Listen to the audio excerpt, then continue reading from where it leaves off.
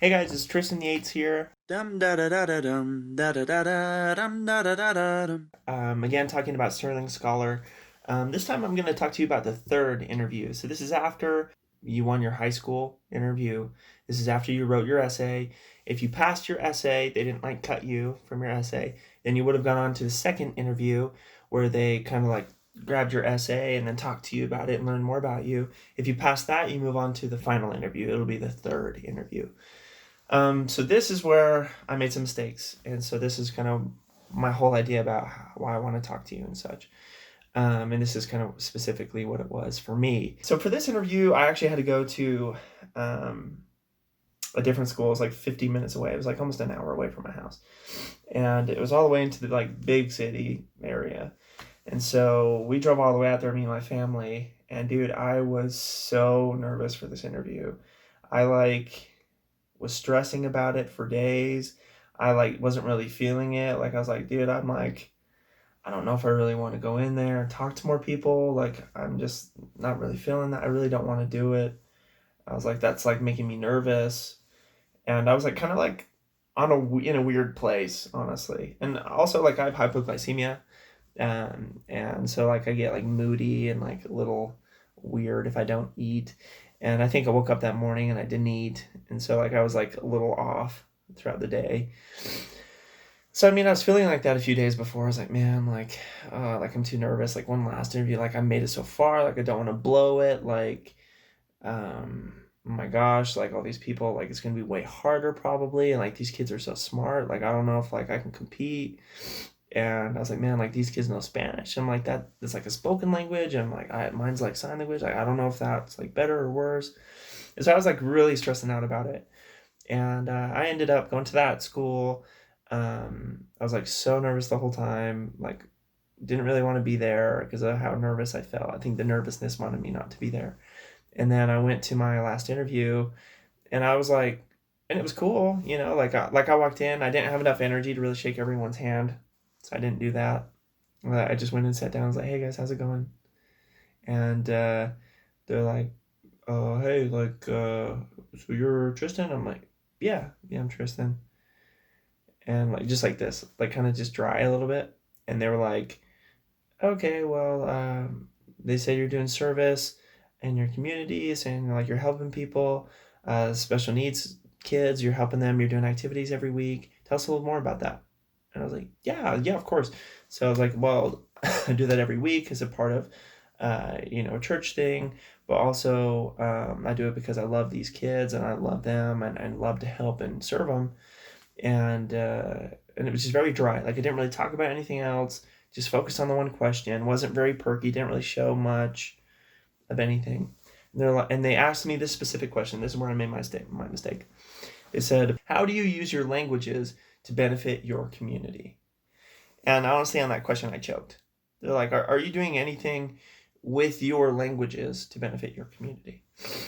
And I totally choked on that. I was like, no, mostly just serving, the special needs kids. That's mostly what I do. I don't use it as much anymore now that I'm a senior. I totally choked on that question. Totally choked. What they were looking for is they want to know that you learned something, like a skill and talent, and they want to see how it applies to your community, how you benefit your community. Do not choke on that question. Don't do what I did. Learn from my mistakes. One, don't be nervous about these interviews. Don't put your whole heart and soul on this, that life's gonna die if you don't get the scholarship, because you'll figure out a way. Things will be all right. You don't need to worry. Dude, if I could have sat back and just been like, man, this is so exciting. How cool is this? I get to go meet a few more interviewers, and then I'm done with the process. I'm I get to move forward. How cool is this? It's awesome being just a part of this. That would have been so much better of an attitude. And then had I woken up early, had I eaten, and if I was just more positive throughout that week instead of kind of hating on everything, going there, eating lunch, being excited, getting myself excited for the interview. Well, I would have walked in there, shook all their hands, been super stoked and happy. I would have been like, yeah, oh my gosh, I love serving that kid. But, oh yeah, sign language, well, I've totally benefited the community, which I had been. I just choked on that question. I'd been helping my friend who had no friends. I was his only friend. I was talking to him I mean, I like literally was his only friend in high school for the next 3 years, and I helped him meet other people who were also learning sign language and get the people who didn't were too uncomfortable to sign, to be friends with him and start using their sign languages more.